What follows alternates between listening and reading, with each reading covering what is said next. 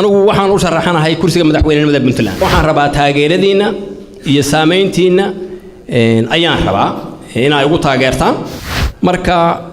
raadkii wixii aan soo qabtay intii aan joogay Puntland iyo intii aan joogay federaalka ayaa aniga reference la tixraaco meel lagu qarsoomi karo ma aan joogin musharax Juxa wuxuu xusay inay jiraan sifooyin uu kaga duwan yahay musharaxiinta kale wuxuuna hadal daboolan ku yiri raadkayga dib ha loo raaco khilaafka ma jiro in masalada loo jeedaa tahay in dib loo raaco tixraaca taariikhda siyaasadeed iyo hogaamineed ee Juxa tani waxay ka dhigaysaa musharaxii ugu horeeyay ee cuskada tagtada taariikhdiisii hore isla markaana u gardhiibta kuna qanca garsoorka shacabka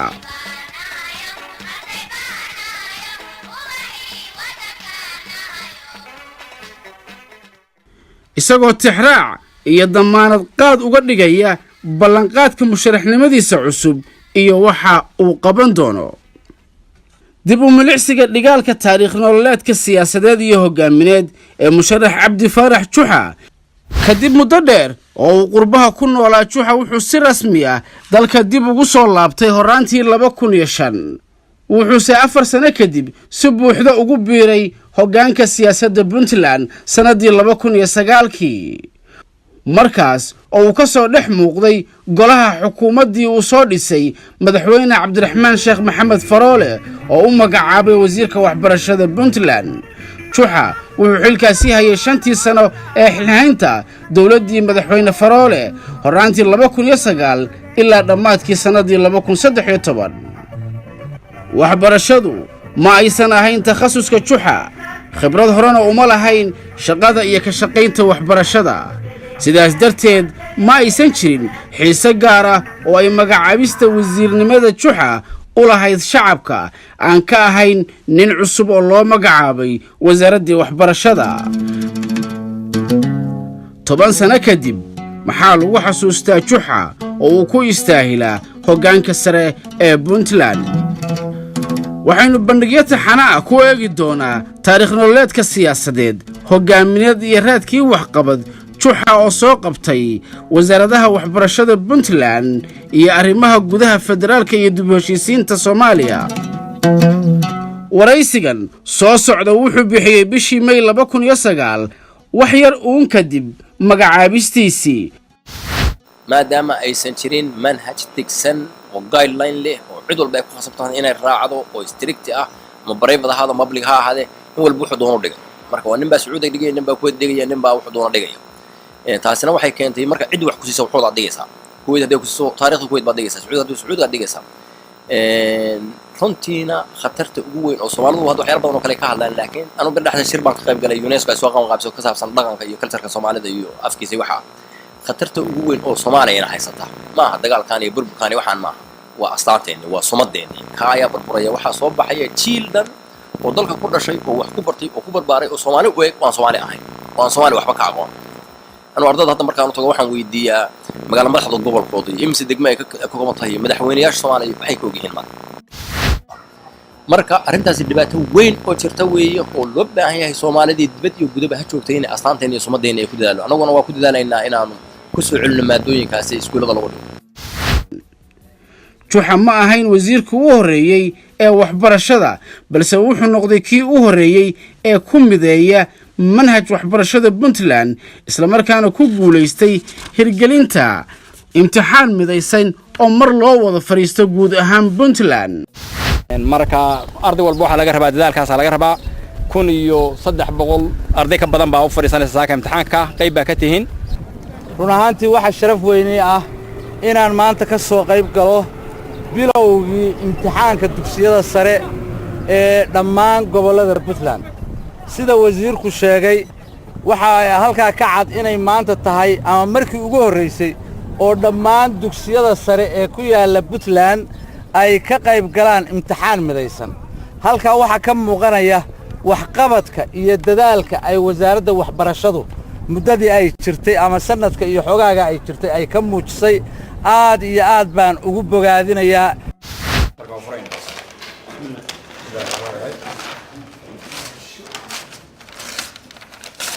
maanta waa maalin muhiim ah marka la eego taariikhda xagga waxbarashada waxaan maanta la bilaabay ama la launch-gareeyay imtixaankii foonfoorada ka Puntland dhammaantiis toddobaadkii hore waxaanu dhammaynay imtixaankii dugsiyada aydadka ah ee dugsiyada dhexe ayaa la galay oo isagana saas kale loogu midaysan yahay sanadkaana waxaa la sameeyey ama toddobaadkaana waxaan sameynaynaa kii dugsiyada sare waana markii koowaad oo taariikhda imtixaan saa loogu dhan yahay Puntland dugsi dhexe iyo dugsi sareba loo galo qayb waxay ka tahay ururinta iyo tayeynta waxbarashada waxaanu fursad u heli doonaa inaanu milicsano iskuullada ugu wanaagsan iyo ardayda ugu wanaagsan iyo gobolka ugu sarreeya xagga waxbarashada iyo intaba tartan bay noqonaysaa wixii awoodayada ah oo hadday noqoto scholarship iyo wixii la xiriirana waa lagu kala abaalmarin doonaa jahwareerka ka dhashay manaahijta kala duwan ee Puntland laga dhigayay iyo habowga uu ku socday nidaamka waxbarasho Puntland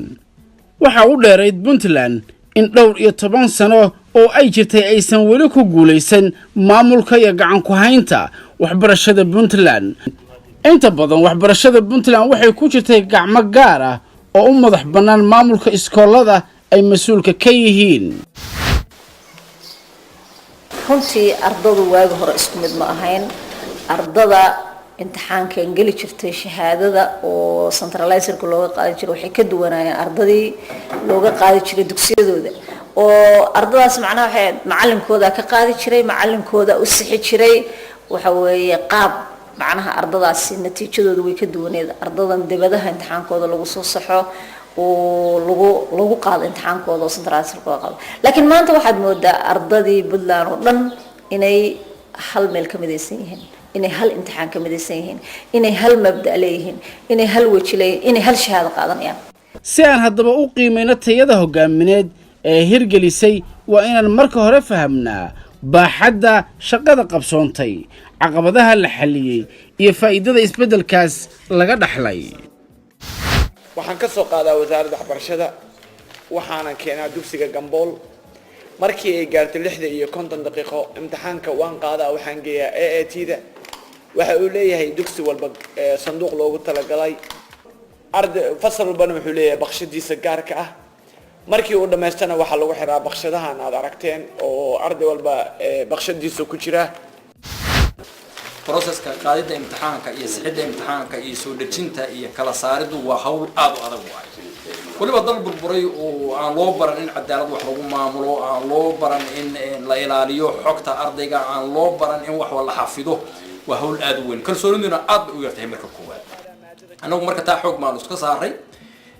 waxaan isku daynay inaan imtixaankaasi sirtiisu bixin in si xaq loo saxo in si xaq loo soo dejiyo ardaygu natiijada uu ku qancayo imtixaanka soo baxda si loogu qanciyo waxay ka soo bilaabantaa imtixaanka dejintiisa imtixaanku wuxuu soo maraa process ku soo maraa in shaqo aysan hore u qaban jirin lagu wareejiyay laguna aaminay wasaaradda waxbarashada waxay ka dhigan tahay in si buuxda lagu kalsoonaaday awoodda hab nidaamyadeeda ee wasaaradda kartida howlwadeenadeeda iyo ammaanada lagu qabo hoggaanka waxbarashada Puntland waa kuwan bahdii waxbarashada natiijadaas u dambaysa ee soo baxaysa ardaygu inuu ku qanco waxay ku xiran tahay hufnaanta processkii la soo maray ee ka soo bilaabmay dejinta laga soo bilaabay kalsooni waan ku qabnaa 100% sida nala damaanad qaaday wasaaradda dadka socda noo sheegeen iskuulaadka iyo macallimiinteedu noo sheegtay oo ku hanweynahay in si fiican oo cadaalad ah oo xaq iyo garsoor ah loo soo insha Allah taala aad baan u rajaynaynaa taas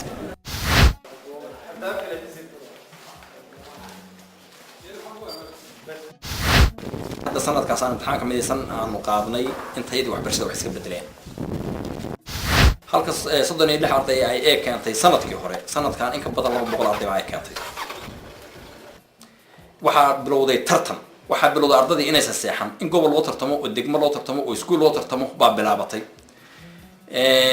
marka waxay wax ka bedeshay tayadii waxbarashada ayaa 100% isbedelay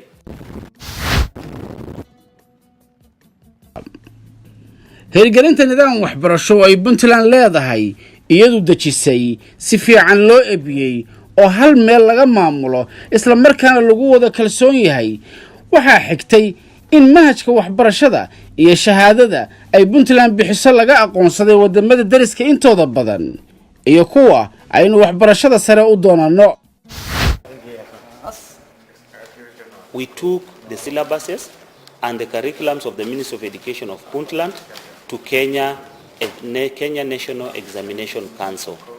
Kenya National Examination Council evaluated the syllabus, looked at our examinations, and gave us a letter authorizing or accepting that the education of Puntland is equivalent to the education in Kenya. And therefore, all the students in Puntland are allowed to join Kenyan universities, Kenyan institutions of their choice. So we have seen the schools improving year by year. But the most important thing is that the certificate of Puntland is now recognized in the region. Last year, we had the Minister of Education traveling to Sudan and discussed with the Minister of Education in Sudan, and we got official acceptance that the certificate of Puntland and any student from Puntland is free to access education in the Republic of Sudan. So we have expanded the horizons. helay markii dhammaan ardada la isu geegeeyo ilaa waxayna siiyeen ilaa 90 fursadood ayayna siiyeen amba oo ah deeq waxbarasho 90 kursi ay jaamacaduhu siiyeen.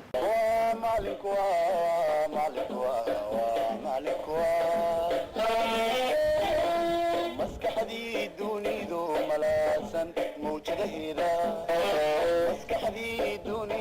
malaasan mawjadaheeda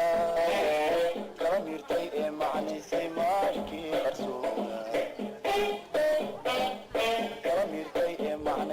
maarkii qarsoona waa misbaaxii kaahiisu maanka umacayne mugdigii ka maydhay murtida dhuux aqoontiisa baro lagama maarmee hamogaanin taariikhda macalin leeyahay. sanadkan oo kaliya in ka badan 120 arday ayaan waxaan u diray dibadda waan u diray ugu yaraan 4-5 dal oo kala gedisan waxaan u diray Ethiopia waxaan u 60 arday aan u diray waxaan u diray 40 iyo xoogaa dalka Suudaan waxaan u diray dalka Jordan ama Urdun waxaan u diray Yemen waxaan u diray jaamacado badan oo dalka gudihiisa oo ay ka mid tahay jaamacadda Bariga Afrika iyo BSU ee Puntland jaamacadda Boorame ee Amuud ee Somaliland intaas ba arday baan u diray. Uganda sanadkan waxay nooga mid tahay meelaha aanu runtii aan xoog saari doono haddii aan leedmo ballamaan hadda baleenahay marka ugu horreysay inay manhajka noo aqoonsadaan dabeedna waxbarashada ka raadino waxaanu kala xoog saarnaa meelii kale oo tay karo Turki baan xoog saarnaa iyadoo ruuxda rabnaa safar ku aadno Russia aan xoog saarnaa xiriir leenahay intii aan fidin karo waxaan rabnaa in aanu fidino oo dalal kala gedisan iyo dhaqamo kala gedisan aanu ardada u kala diro si ay u soo baxaan dad meelo kala gedisan wax ku soo bartay culture kala gedisan wax ku soo bartay aqooma kala gedisan runtii soo bartay ayay tahay. waxaan soo gaaray qaybihii ugu dambeeyay ee barnaamijka koowaad ee raadraaca Juxa. malaha waa hadalkii uu u jeediyey markuu musharax Juxa lahaa raadkayga dib ha loo raaco. sow ma aha halka ay tahay inaan ka jeedaalino raadka waxqabadkiisa dunta shakhsiyadda Juxa, tayada, aragtida iyo mabaadi'diisa hogaamineed. mugga himilooyinka ummadeed ee uu xambaarsan yahay xadka mas'uuliyaddii saarnayd iyo dareenka fogaan aragga ah oo lexajeclada leh ee uu ka qabay in isbeddel bulsho aan doonayno uu ka imaan doono oo keliya marka miraha isbeddelku uu isagu abuurkiisa gacanta ku hayo uu hirgalo oo si fiican loo beero. in aysan waxbarashadii ka saaqidin sanadka loo diray iyo intii ka horreysay mid waliba waxay ku salaysan tahay dhibcaha ardaygu keenay mid noo yimi oo nuxutay ama qaraabadiisa ama naqaano ama waalidka noo keenay kuma jiro iyo mid aan naqaano mid walba waan aqoon meeshu joogo iyo iskuulku ka baxay baan soo baxay sababtaan taas uga daleenahay waxa weeye horta marka hore dadka inay kalsoonidii u soo noqoto dadka kalsoonidii baa ka dhuntay waxaa yar dadka aaminsan in cadaalad dhici karto ama qofku waxa uu xaq u leeyahay heli karo jidada kale aan ka leenahay waxa weeye qayb ugu yaraan idinkayna ka mid ah inay karboonada sii wadooyaduna oo ay dareenkaas ama loo fidiyey oo sidaa soomaalinimada ahay wax ku heleen oo qaraabada iyo eexda ka madax bannaan inaa idinkuna hadhow bulshada ugu shaqaysaan waa hawl idin taallo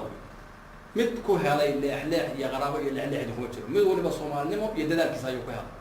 taas baa laydinka filayaa idinkana hadhow markaad nolosha kusoo biirtaan iyo mas-uuliyad aad qabataan laydinka filaya inaad isku dubnaataan mar dibadaha marka loo baxo ardayda qurbaha ay tagto waa naqaano arday shisheeyaan ahaan jiray way kala qaybsamaan way kala furfurmaan kooxay kala noqdaan urda ardayo kala gidsan bay samaysmaan looma baahna waxaad meesha u aadaysaan oo keliya waa waxbarasho waxaan ognahay dhowr kooxood oo arday oo kala gidsan inay ka furan yihiin qurbiyaasha ka furan yihiin waxaa laydinka filayaa oo keliya inaad waxbarataan isuna soo dhaweysaan ardayda Soomaaliyeed oo kala deegaanka ugu tageysaan hadday yihiin kuwa Puntland ka yimi hadday yihiin kuwa deegaamada kale ka yimi kulli waa maalin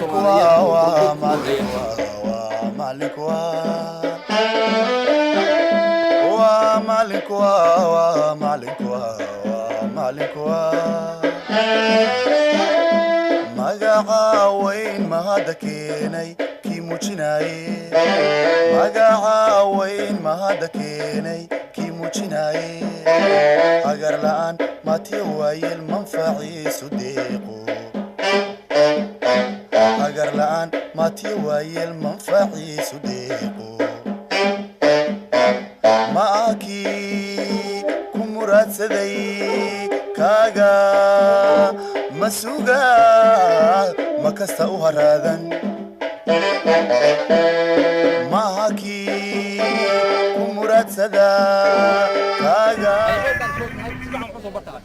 haddii aad ku qanacday in muddadii xilhaynta juxa uu mas-uuliyad idinku adeegay ee uusan ku shaqaysan kuna shaqaysan xafiiska haddii uu mas-uuliyadda idinku wada matalayay idin xaqsooray ee uusan reer iyo cid gaar ah sadbursiyo siin waxaad tahay qofka koowaad ee ay tahay inuu taageero ololaha iyo guusha doorashadiisaba maxaan idinku imi oo idin weydiisanayaa oo ama idinku sheegayaa inaan Puntland u tartamayo waxaan rabaa taageeradiina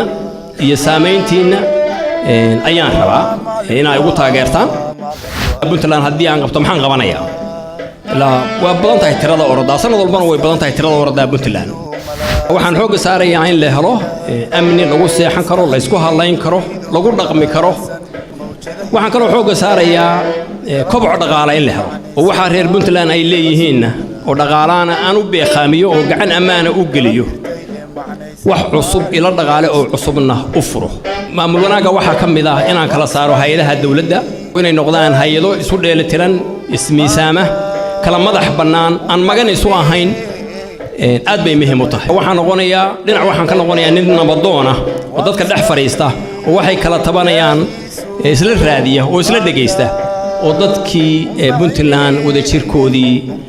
runtii xoog saara arinta la xiriirta siyaasigu waxa uu ka dhaw xilliga doorashada ama waxa uu ka dhaho arintan gobolka soo la xiriirta horta waxa la yiri dibiga doolood deegihiisu waxsan waa maqlaan laakiin indhihiisu waxsan ma arkaan nin walba arinta waa oran kara anigu waxaan ka dhahayaa oo kaliya dadka gobolka reer Sool dadka reer Puntland ama waa wada degayaan ama waa wada doogayaan ma jirayso wax gaar u ah reer Sool oo ay reer Puntland ku kala baraarayaan ama waa wada noolaanayaan oo wada barwaaqoobayaan ama waa wada dabcayaan inta aan idin sheegay iyo in kale oo badan ama ka fiican nin walba waa idin sheegi karo halkaan soo istaaga waana idin sheeg maxaan kaga duwanahay marka waxa aad maqasheen ama aad igu rumaysanaysaan أنا واحد اللي هي واحد يقول ما سنة سان رات كي قدبوا راع أنا واسو شقيقي مقع كلية ماهي ما هجوجني لما تشربان حل السياسة توقفتي وحبر شدنا وكسر شقيقي دولة الحلوات السياسة دوام مثلات يو شقو وي مركا رات كي وحي عن صوغبتي انتي عن شوقي بنتلان يا انتي عن شوقي فدرالكا ايا انيغا ايا ريفرنسي لا تحراعو meel lagu qarsoomi karo ma aan joogin kalmadaha u dambeeyay hadallada juxa waa kuwo uusan marna ka caajisin xuskooda waa kuwo musharaxu uu sheego mar walba iyo meel kasta ee uu ka hadlo dabcan waa fariin uu dirayo iyo xigmad inooga baahan in si dhaba loo shiiqsado mar kale waa fariin loo qaadan karo halxiraalaha ugu weyn ee tartanka doorashada Puntland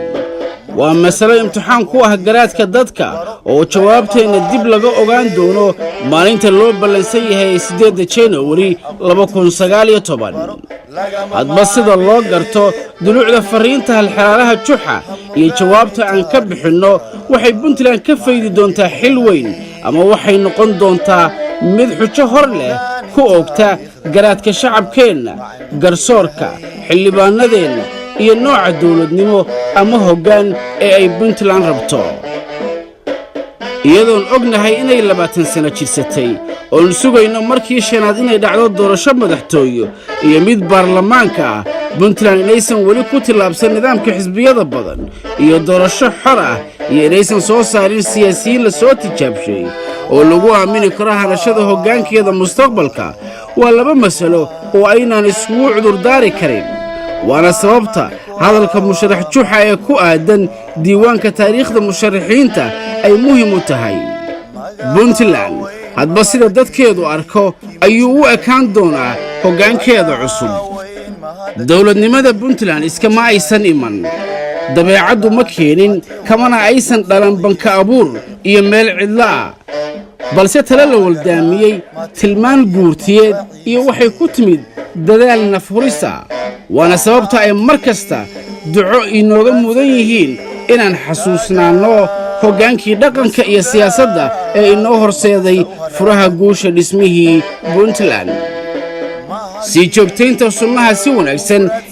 iyo jiritaanka Puntland waa mas'uuliyad wadareed iyo waajib isku si inoo wada saaran tanina waa sababta labaad ee fariinta juxa muhiim u tahay ee Puntland ugu qalanto inay hesho hoggaan la soo tijaabiyey iyo gacan aamin ah rabitaan isugu yimi iswada jir isugu yimi himilo wada lahaa ujeedda wada lahaa maanta Puntland taasi ma aha tii shalay waxbay kala tabanaysaa waxbay kala tirsanaysaa suma niyad fayooba مغان تاريخ ذا معلي يهي